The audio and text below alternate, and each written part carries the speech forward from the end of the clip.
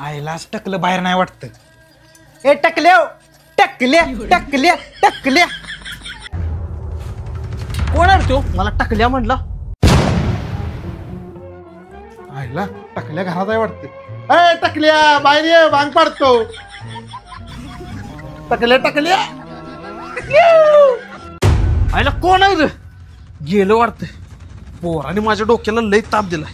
पोलिसांनी फोन लावूनच तक्रार करतो. Hello police.